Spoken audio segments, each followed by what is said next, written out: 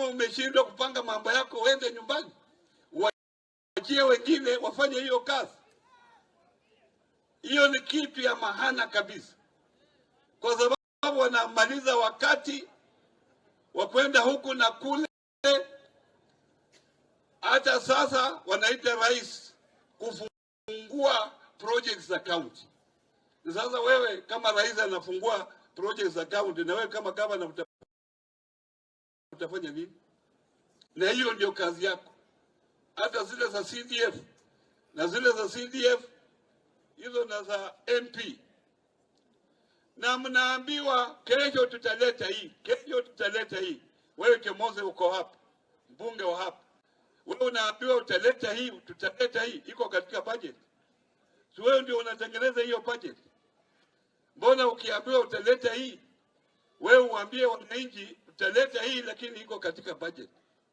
Sasa unasema ile vitu ambazo haziko budget ndio unasema sitakuja mwaka huu au sitakuja mwaka ujao. Hii mambo ya uongo kila siku haitasaidia nchi yetu ya Kenya.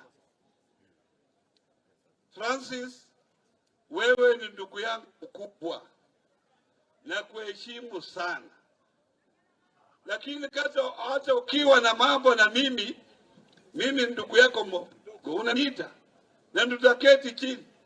Wewe ni jirani kule nyumbani, karibu kabisa, lakini kwenda kusema kule kunianua kule, na mimi ni kijana yenu, sasa hiyo nongwana kule.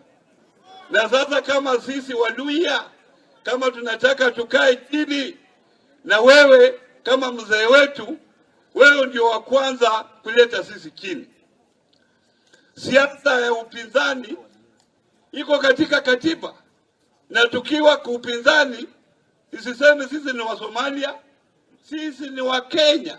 Sisi wa Kenya wote tulitoka kule Uganda, sisi ni wa Kenya, na sisi siasa yetu tunafanya kwa amani.